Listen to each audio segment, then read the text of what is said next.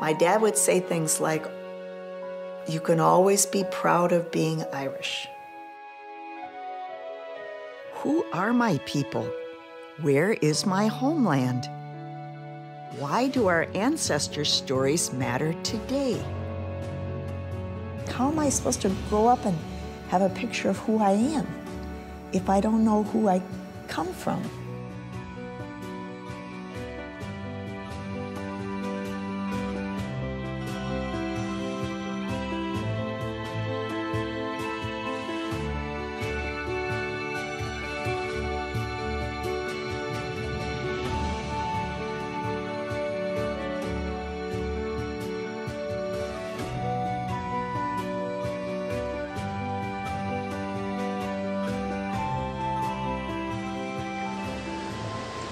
Well, Rita, as you know, we're here in Galway today. We're on a very special mission because if you just look over the way across the river there, we're headed to the Galway City Museum. And in there, they've got a very special, the newest exhibition called Keepers of the Gael. And that has a lot to do with us and our ancestry because it talks about the learned families of the areas, the people who kept the Irish culture alive. And as we know, the O'Daverns of Carmack, Knockteen, Brehon Law School are our ancestors, and they're talked about in there also. Awesome. So, what do you think about that? I'm excited. I can hardly wait. The timing is great. Great. So am I. Let's go. Sheila is my distant cousin and friend and a keeper of family and local history. She has taught me a lot about Irish culture and customs. We don't know exactly how we're related, but we know we are. Local history tells us that this family is likely descended from Donal O'Davern, a Brehon judge of the 16th century. Who were those Brehons? Is their story mine too?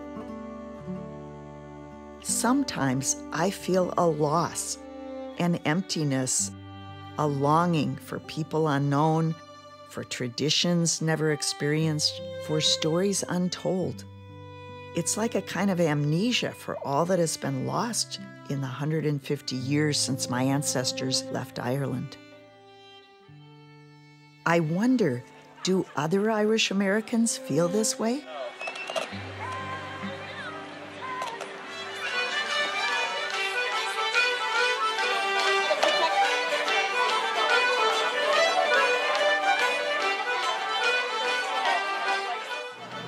And do you know anything about your Irish history? Not really. Well, my mom's side of the family is Irish, and I've been Irish dancing for about 3 years now. On my mom's side, her dad died early, so we didn't really know him. We didn't really know much of the history there because we didn't have a link through him. I was very close with one of my grandmothers who really enculturated me into, like, Irish pride. I definitely am Irish. I don't know much about specifics.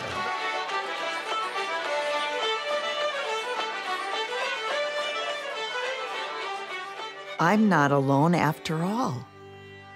Many of us from the U.S. don't know our stories for a whole number of reasons. Some came here escaping economic and other kinds of oppression. They were strongly pressured to assimilate and to leave their language and culture behind. Stories passed down for generations were lost or forgotten. I think collective historical amnesia is endemic in this country. My students, their favorite project in the end was researching their family history. But they would go home, and I can't tell you how many students would go home and talk to their parents, and their parents had no idea anything about their family history. We are a forward-facing nation.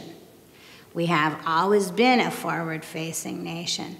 And it's only, if you go to the Historical Society, it's old people who pay attention to the past. And once we're old, it isn't as important as it is to understand the past when you're young and making decisions for the future.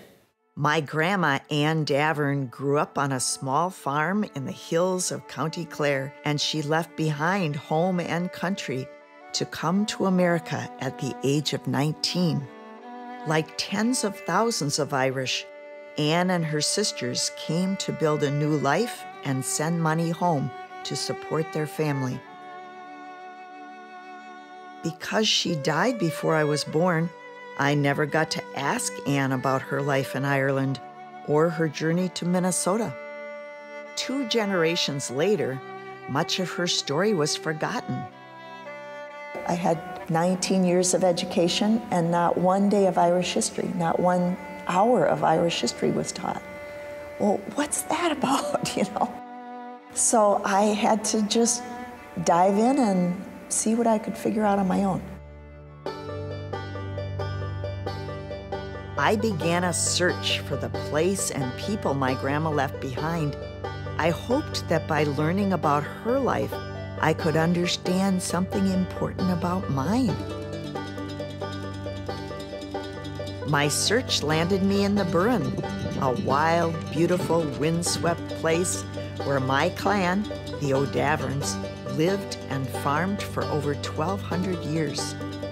My first kind of experience of the Burren, I remember coming to the Burren, brought by a friend, and coming over from Kinvara, just as you kind of come over to the Corker area, and suddenly there is the Burren, and you can see Malachmore off to the left, and the mountains. There was something kind of that just struck a chord with me.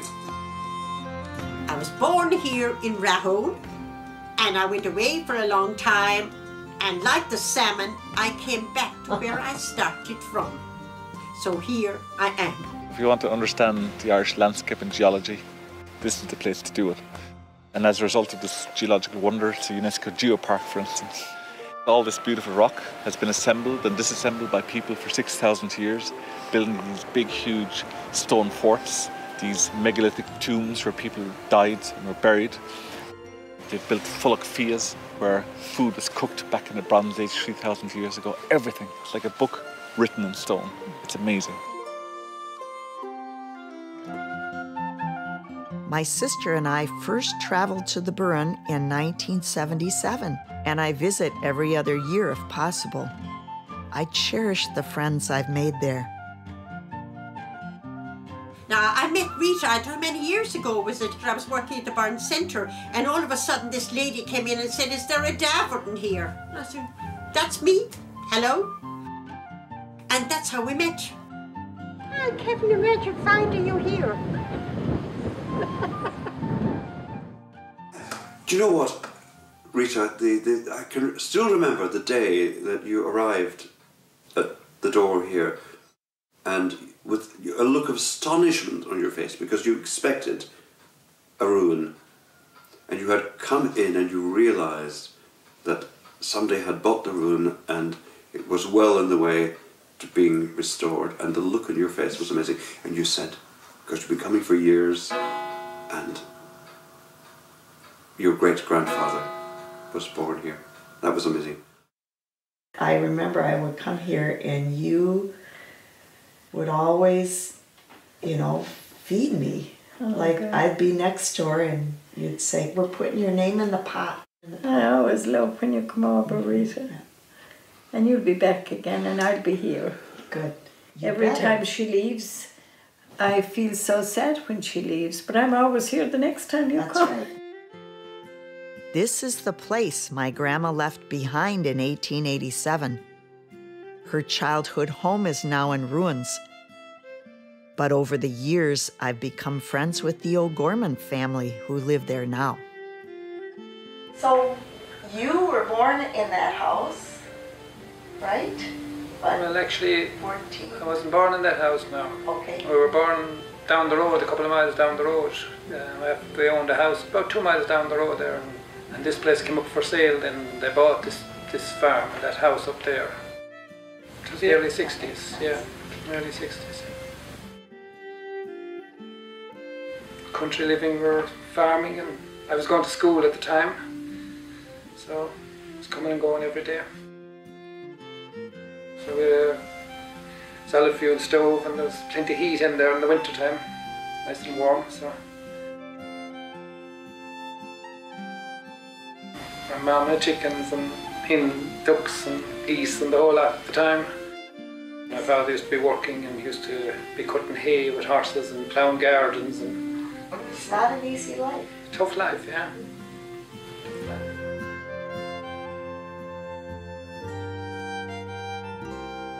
Anne's distant cousin William Quindavern was one generation older. He emigrated in 1849, making a claim on land in Minnesota just 1 year later. William Q's childhood home in the Burren has been restored, and its current occupant, a virtuoso named Archie, has brought a special kind of musical magic to his community. This is the house itself here. You know all about this house, how much it means to you. It means a lot to me too. You're here 400 years old, I believe. Do you want to see a picture of the house Sure. in those days? Yep. I'll just get one. Yeah. Oh my goodness. That was Lismore House. Do you remember that? Wow.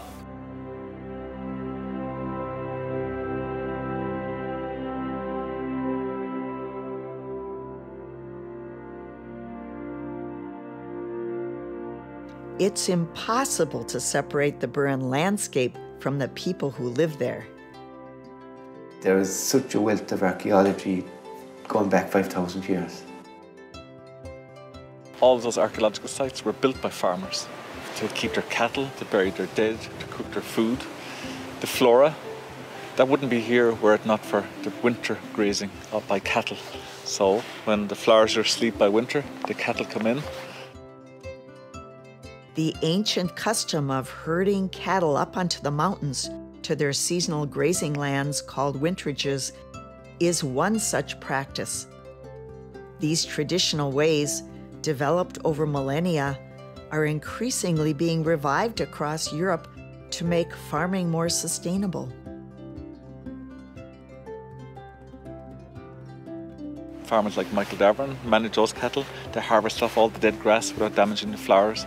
Then in springtime and summertime, these flowers can prosper without being damaged by cattle.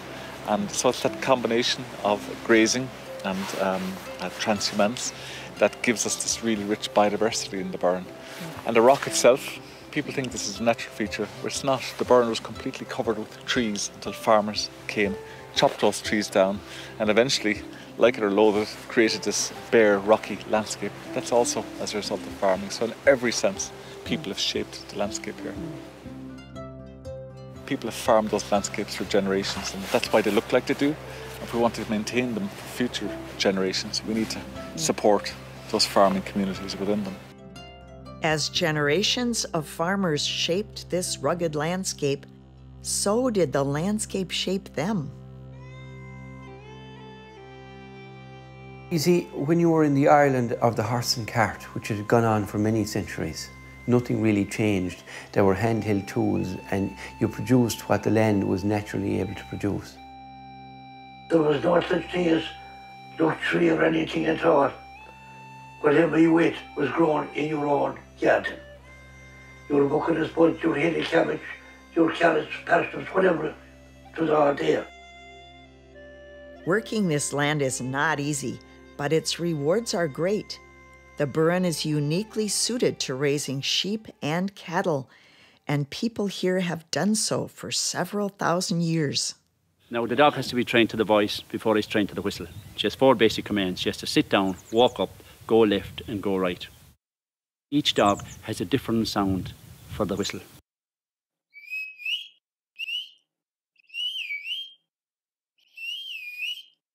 That's that great quote from Cromwell, "Of this land there is not enough water to drown a man, not enough timber to hang a man, and not enough clay to bury him." But the quote went on, the tufts of grass that grow in little bunches 2 to 3 foot square is very nourishing indeed, and the cattle are the fattest in the kingdom. So even 400 years ago it was recognised as a great place to produce livestock. And it's a really interesting time in the Burren, because right now the old traditional practices of farming are starting to decline, because there's not really an income to be made from farming this place anymore. At the same time, the value of all these things like biodiversity and archaeology is increasing because it's becoming more rare. So what I think is that as farming declines in importance and as this biodiversity and heritage becomes more important, I think we need to bring farming back up by supporting farming to look after this biodiversity. The word road here in Ireland comes from an old Gaelic word called boher. The first tracks when cattle were being moved across Ireland were the cattle tracks. So they were the first pathways. Boher is the way of the cow, and the way of the cow is the road. All over the world you have similar situations. You have these beautiful landscapes. In a lot of the cases, they kind of depend on farming practices. So if we lose those farmers because they move to cities or whatever and get jobs, we also lose a lot of our landscape values. We lose a lot of our heritage.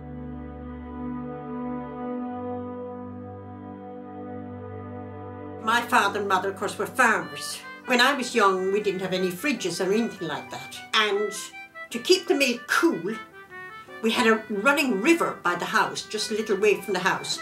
And the creamery cans, when the cows were milked in the evening, were put into 2 or 3 creamery cans, milk, and they were put down in the river to keep them cold. But of course, that's when milk was really milk. And the cream was solid, clotted cream, about 5 or 6 inches thick on top of this milk. I got into the habit. I went down one evening and it was like nightfall. It was always kind of almost dark. I was sitting down by the river with my feet in the water, you know, watching the world go by. I'd say I was about 8 or 9. And then I decided I have a cup of cream, of milk out, and I had a cup with me, so I took out this clotted cream and I drank down the cup of cream. I'd never tasted anything so amazing in my life.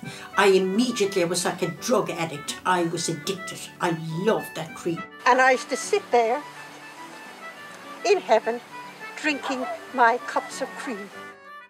Of course, shortly afterwards, I stopped eating. You know, my mother had a dinner for me, come home from school. I didn't want it. All I wanted was my drug of the night, which was the cream. My mother had to gather up a few bob together and bring me to the doctor. He couldn't find nothing wrong with me. He gave me a tonic. Oh, I took the tonic. That meant I could drink more cream when I was down there at the river. So eventually, anyhow, my mother said to me, "How are you always going down to that river every evening?" And I said, "Well, I like having my feet in the water." And she went, "Yeah." And one night she followed me down. I was in the bank drinking my cream. Life is wonderful. She went, "My God, oh, gotcha." I was dragged up from the river. And God, everybody with the house attacked me, like, you know, how could you do this? Number 1, now we're losing out on the amount of cream you're drinking. Number 2, the visit to the doctor, which you could never afford. And now we know why.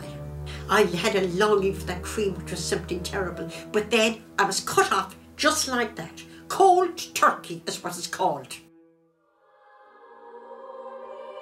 But life in the Burren is not just about farming. It has also long served as a nexus for art and creativity.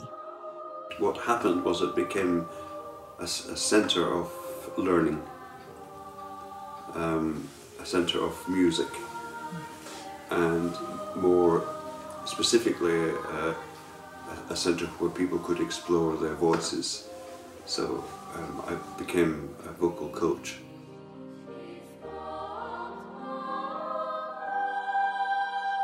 It was only after I got a chance to know Sheila's extended family that I got a clear look at what I missed growing up in the U.S. I come from Brahone. We owned a small farm. We were 3 miles from Kilfenora village, the home of top-class music. Our house was always music. Since we were children, music was our God. We loved it. So this is the grave of my mum's grandparents, Patrick and Alice Garber. This is where kind of all mum's stories came from a few people inside here.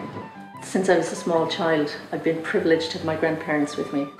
Everything I know has stemmed from them. The love I have for the area, for the history, for the geology, for everything to do with this place, and especially, of course, the family tree, all stemmed from my grandparents.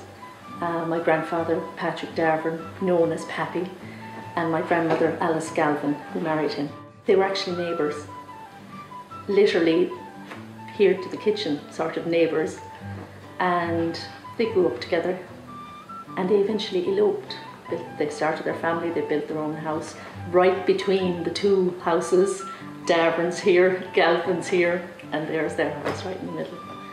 And from then on, I suppose, I guess really always those houses had a reputation for being, you know, places you went to and you heard stories. In fact, my grandmother's house was, I suppose, the equivalent of a ceilidh house. There used to be dances there on the weekend, matches were made. Prices of cattle were discussed. Newspaper was read for the benefit of people who maybe couldn't read. People came from all over. I remember my grandmother bragging that they came from as far away as Moher, which, when you think about it, no cars and all the rest of it, was a fair hike. And I grew up with all those stories.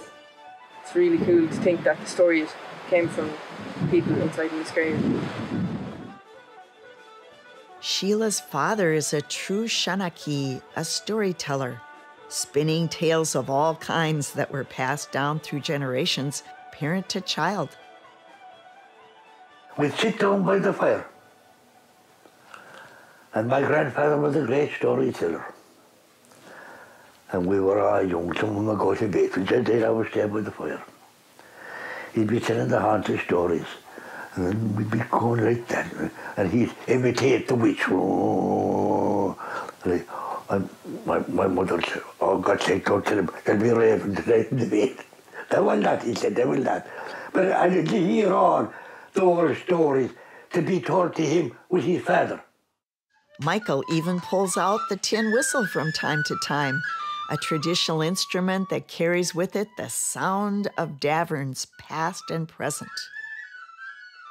There's so much history, it's amazing. It's so important to have them to know their background. I wouldn't know anything if Mum didn't tell me. Our granddad told me, like. I love it so much, just listening to all the stories. Is it possible to find out what my ancestors' lives were like even earlier? To do that, I need to look farther back in time.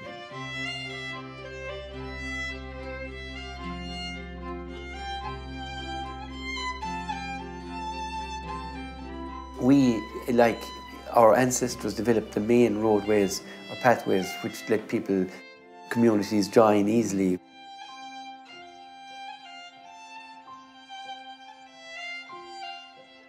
In order to develop our wintrages and bring it into the 21st century, we made what we call trackways.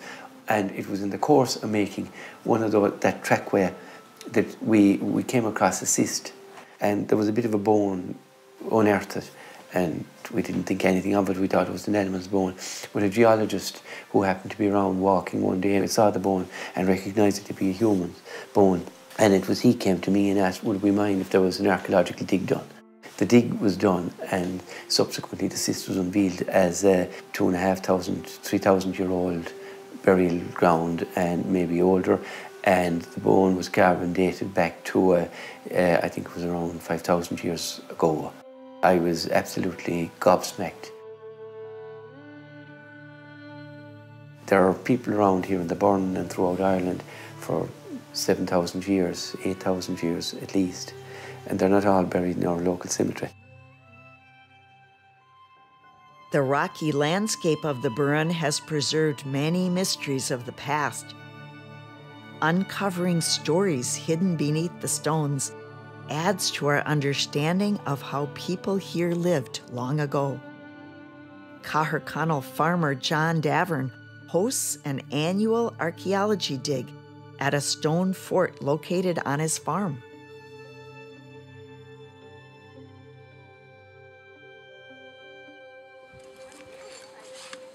Caherconnell Cashel, where we are right now, is a very fine example of an Irish ring fort. Now, a ring fort was an enclosed farmstead, mostly built and used during our early medieval period from about the 5th, 6th century AD to about the 11th or 12th century AD. This is a very large example, and even without excavation is very impressive and would suggest that it was an important place, an impressive place, maybe a high status settlement. And of course, the Davern family have a long tradition in the Burren of teaching, of presenting and preserving heritage. This is a map of Caherconnell townland, a map that we made of the archaeological remains. Okay. Now, we are standing just here. Caherconnell, the monument of Caherconnell, is this one, just behind us. It's a large dry stone enclosure, but there are 4 of them in the townland, not just one. So there's a cluster of 3 here, quite close to, only about 100 metres between them, and a 4th one back to the west. I was excavating near part of an inner wall on the southern aspect of this divider in the castle, and I came across this. It's a little iron shear. It's been the adventure I've been needing, honestly. We've concentrated on excavating cutting G. As I was troweling, I immediately start picking at it in the dirt, and I see a little speck of a thing. I'm like, hey, it's a little bead. It's red, white, and blue. And hey, is this glass bead modern or antique? I can't tell. And next day, lo and behold, they tell me it's a 15th century Venetian bead. I'm like, I was flabbergasted out of excitement. I was like, I didn't know this. Which means they were trading. They were trading, yes. That is evidence for trade. All the way to here. The monument that we're sitting in is a high status home built in the late 10th century and built by a local ruling family.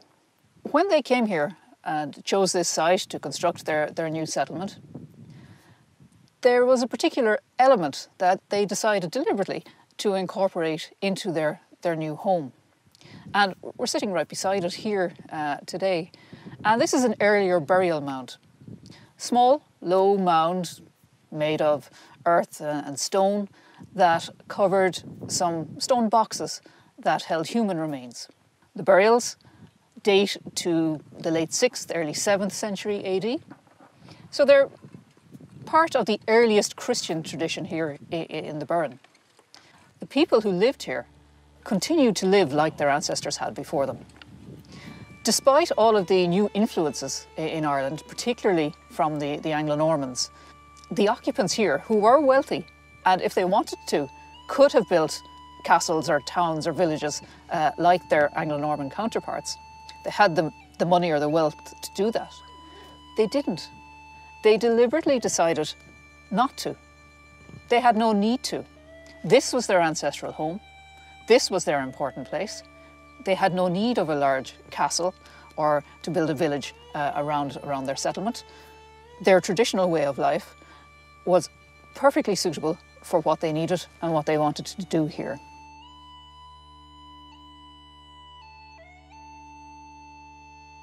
What were our ancestors up to back then? The first recorded evidence of the O'Davern clan was in 800 AD. In medieval times, some served as judges of Brehon law, an ancient legal system focused on justice, restitution, and the common good. 6 law schools, 7. Interesting. So this idea of learned communities, I like this, you know. Very much. They really did share, and they came together to write things down, share ideas. It was more vibrant an activity than I imagined. But yeah, it's great to think that there was that connection between all of them. There wasn't, you know, you didn't travel around to the other law schools unless there was a welcome there for you, unless it was a genuine thing, I would imagine. So there was obviously this is my information and I'm holding it. So there's obviously a big sharing going on. Yeah. They were the keepers of history, and particularly they were the law keepers and the history keepers for the O'Loughlin's, who were chiefs in the Burren at the time. I think they were described at one stage as the yellow-garbed Brehons. So apparently, when it came to issues of law particularly, they donned a yellow gown. I suppose what made the Davern name so stand out was the fact of the law school. My father used to tell me about Brehon laws. We used to go for a walk and he used to say, well, you know, under Brehon law, somebody who is handicapped there would be an injunction against making a mock of him. If he was inveigled into committing some sort of crime, then those who were sharp-witted enough to know what was happening, they were the ones that were responsible. And I can remember he used to end up nearly everything, telling me all these very interesting things, including the fact that there was even women lawyers, women doctors. The most famous, I suppose, document that would be their legacy would be a collection of very early Irish laws in a text called Edgerton 88. It was originally individual sheets of vellum with Brehon laws, which were written by Donald O'Davern in the mid-1500s. This wonderful, wonderful man who's my hero, Donald O'Davern, actually marshalled all his young students to copy as many of the laws of Ireland as they could. And his students used to put little comments in the margin, which are marvellous. One of them was, it's all right for him, he's out making the hay and we're indoors writing and complaining about how thick the ink was. We've always been steeped in the history of it over here. Human beings are deeply connected to their homelands. This connection has been exploited by forces of oppression throughout history. Farming was everything, and property owning was everything. And back then nobody owned property, it was all rented from the British Empire, who were the ruling class at the time in the landlord system. For over 800 years, Ireland was colonized by Norman and then British rulers. Land confiscation was rampant. 1566, Lord Deputy Sidney proclaimed, no one must maintain or keep any rhymer, barge, or harp. Stamp out Gaelic Ireland. Yep. That's it. When Cromwell came, the 17th century, he destroyed every single thing he came upon. And all the Daverns were scattered all over the place. It wasn't only the Irish people that were displaced, but their cultural treasures as well. In 1832, the British Library bought 93 folios of O'Davern Law School documents. This medieval legacy of Brehon law was then archived in the Edgerton collection, number 88. Most of this document is not here in Ireland. So now the Edgerton document is in 3 locations, London, Copenhagen and Dublin. And I believe, number 1, it should be in 1 location, and number 2, that location is County Clare, where it originated. This is where this document should be. Are we only living for today? Do we not look back on who we were, where we came from? And that's why I think that's a very important document, that we just open up that part of our history of who we were as a people, and particularly in relation to the O'Daverns. It's a huge, huge contribution on the part of that one family to that particular time in history, and I don't think it should be lost. Then came a brutal landlord system, which caused the Gaelic Irish terrible hardship. One result from this takeover of land and resources was severe poverty. Generations of subsistence farming was followed by a series of potato crop failures. The worst occurred in the 1840s. It wasn't a famine in the sense that we understand famine, a lack of food, because there wasn't a lack of food in Ireland. The potato crop failed, and yes, that was the staple of the masses, because it was easy to grow and you could put it anywhere, and people had it for breakfast, dinner and supper, and it was nutritious, and that was it. That failed. But Ireland as a country had so much resource-wise. There were grains and there was livestock, But that was taken out of the country during the famine when it was most desperately needed. That resulted in over 1 million deaths and 1 million people leaving the country. 20 years later, during the 1870s and 80s, there was a period known as the Land Wars. There's actually a story from Kilrush about a family called O'Donnell. They had bought some grain from the local land agent. They sowed it, and when it was ready to be harvested, the land agent sent in his men to harvest it for them, and then the men that came in decided they would store it for the family. But it ended up going to market and being sold, not by the family or for the family, and the family were evicted because they had no money to pay the rent. It's a brutally documented situation where a lot of the family died. Kids died because of the eviction, and the eviction itself was a horrendous situation where the mother of the family, pregnant with their youngest child, was too unwell to get out of the house, and she had to be taken out by neighbours because the wreckers began to knock the house in on top of her, regardless whether she was dead or alive. That baby died as well. So we put it in those terms, and I'm putting it just very basically here. It was bloody horrendous, absolutely. At this time, Charles Stewart Parnell and others fought for land rights with the slogan, "The land of Ireland for the people of Ireland." My grandma Anne came of age during this revolutionary period, and it may be what caused her to emigrate.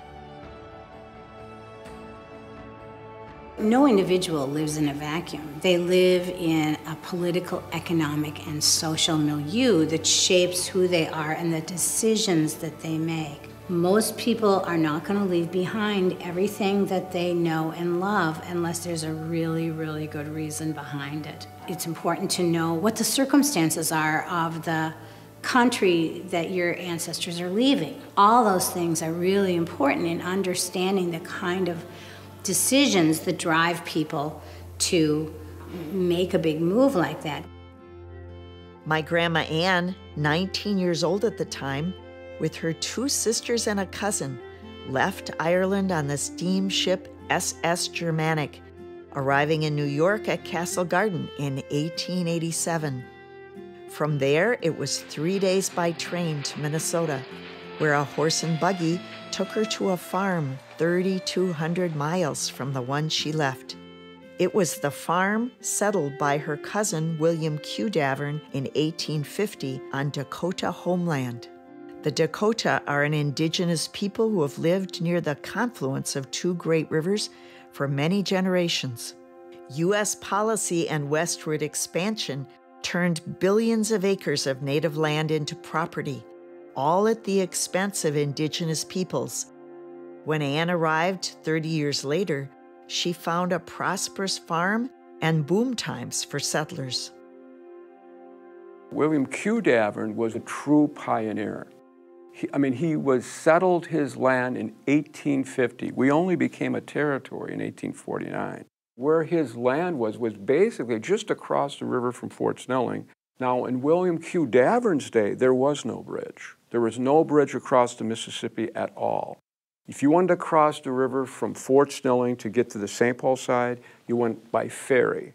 If you look at St. Paul in 1850, it was very limited, nice little sleepy river town. By 1887, it exploded into a city. It was a major city. It had horse-drawn streetcars, didn't have the electric streetcars yet. It had an incredible array of commercial buildings. The 1880s was a decade where there's just an abundance of buildings going on, neighborhoods just radiating from all over the city.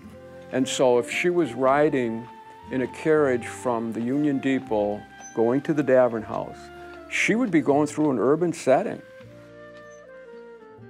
To an Irish farm girl, that journey and this Midwestern U.S. landscape and culture must have seemed strange. But Anne adjusted. She worked as a seamstress and in 3 years married William Austin, the oldest son from that Minnesota Davern family. My grandpa's construction business prospered, and he built a large house on Summit Avenue with his new bride. As was customary in large Irish families at that time, several family members boarded with them. A few years later, that business went under in the Panic of 1893. The big house was lost.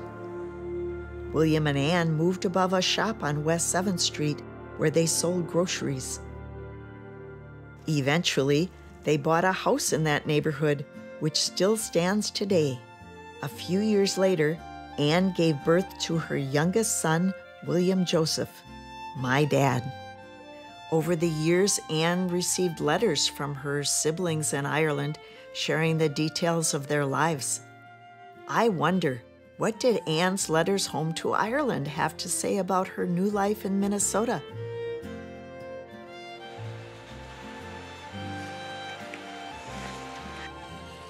Sometimes I imagine conversations we could have had about Ireland and my grandma's younger days. Anne Davern died in 1948, just 1 year before I was born. Over years of visiting the Burren, I've made friends and have learned much about my heritage. I love this place and its people. I learned so much from who they are and their lives and the way their minds work about myself that I wasn't ever able to put a finger on here, and about my family too here. There's characteristics about us that are so directly tied to being Irish and the whole Irish experience.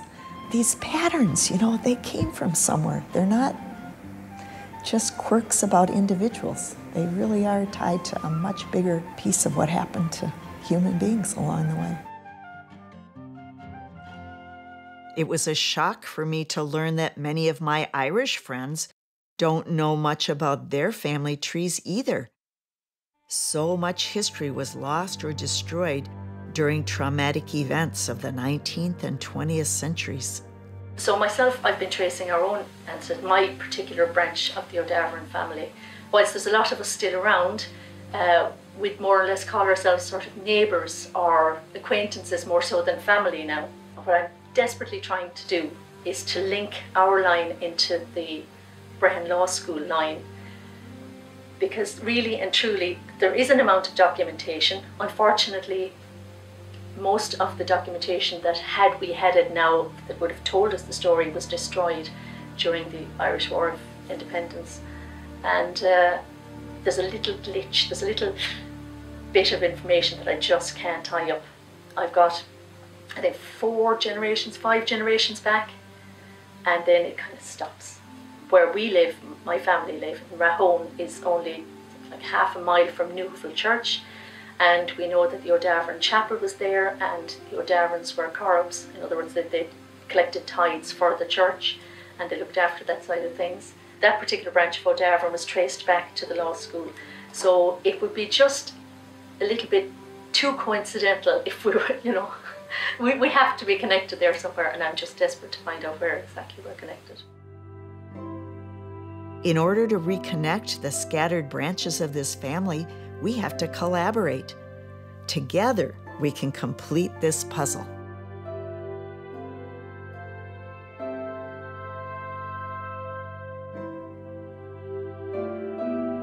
Michael Davern in Kilcorny, remember the History Center at Corfin?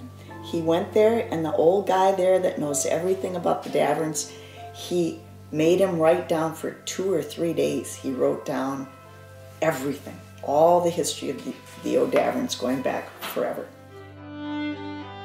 Over in Ireland, there's branches of the Daverns that they don't know much beyond their grandparents, and we know some about our branch, and I had this idea that if we hooked each other up, we could all be connected all the way back to the law school. So I've been trying to figure that out. And then we've got our chart that goes back, Michael and Jane, William and Catherine, right?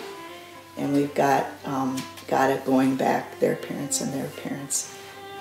Last night, I found a sheet from Dad that I think is the missing key to everything. It's the Kilcorny Daverns. It says Daverns of Kilcorny. So I think Dad got this from one of them. And that's my friend Michael here, Michael and Liz. So that's that line. And then Dominic, my dad wrote our ancestor. So I think that's our line. I think our great-great-great-grandfathers were brothers.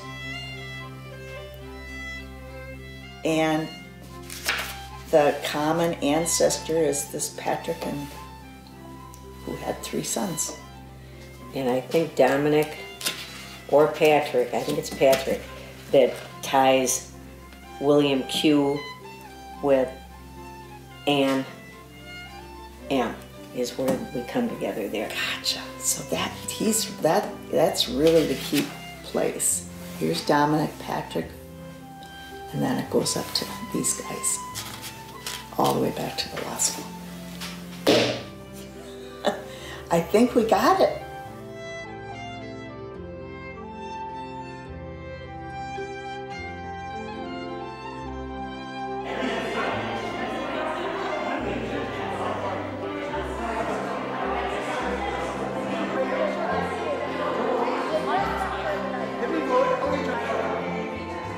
Thank you for coming. It's a great honor for me. Like some of you in this room, I've had this bug. I think that came from growing up and knowing nothing about Ireland or the Burren or my family. None of it got passed down.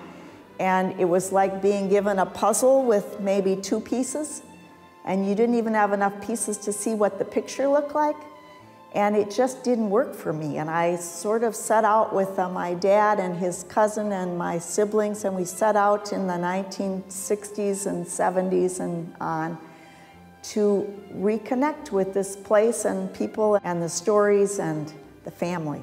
This is my grandmother, Ann Davern's house that she was born in 1868. And I was there last night. We've stayed connected. There's been actually letters going back from that farm to my house in St. Paul for 130 years. And they're still going back and forth, and we're connected to the people who live there now, even though they're not relatives. It became clear to me early on that the real prize in all of this isn't the gravestones, and it isn't the finding the lost dead relatives. It's really the living people that I really love and get a kick out of, and this place means a lot to me and these people. I'd like to know how all of our families are connected, who we're connected to way back, and now with new science and DNA, we can find that out if enough of us get involved and do some research. How do we create a family tree for our own branch of the family, and then how do we connect those trees? And it's all possible. I believe we can overcome and find a way around these things, and there has to be a way to reconnect. There just has to be. When people experience oppression, one thing that gets erased is the memories of that group's past. The Irish people endured 1,000 years of colonization and brutal occupation. A lot got lost. Daverns who have lived near each other for hundreds of years no longer know how they are related. Thankfully, that is changing. It's vitally important that you always know where you've come from. And it doesn't matter what your history has been, whether it's shadowy or bright and sparkling, you should always know where you've come from. And I think that should be passed on and passed on and passed on to generations. There's been an explosion of interest in the Burren. Because of archaeologists, writers, and everyday people doing family history research, we are rediscovering the stories of this clan and its history. Recently, something amazing happened in that regard: the return of Egerton 88 to Ireland for the first time in over 200 years. For a few weeks, at the Galway City Museum, descendants of Donal O'Davern were able to see this piece of their family legacy intertwined not just with the history of the Burren, but Ireland itself. And it has a new name, O'Davern's book. Genealogy without context, to me, is pointless. Individual stories are incredibly important because they are a window into the bigger story. We're the legacy of the past. If it wasn't for our ancestors, we wouldn't be here. That's the wonderful thing about the Burren, I think, as well, is that it's attracted sort of like-minded, like-spirited people, I think. Don't you think? You know, it could be anything from botany to geology to archaeology, here, music, art, writing, poetry. And it's just filled with people who have explored all these artistic endeavours, almost as if there's something inspirational in the very landscape of the place itself. Getting to know the place and people from whom I come has added immeasurable meaning and joy to my life. Rita has been coming back all the time, and we've gone out a few times, and we've climbed Mullaghmore, which I shall never forget as long as I live. I nearly died on the way up. But why bother with the past? Why are wintrages, ancient legal texts, old stone forts, and people long dead so important?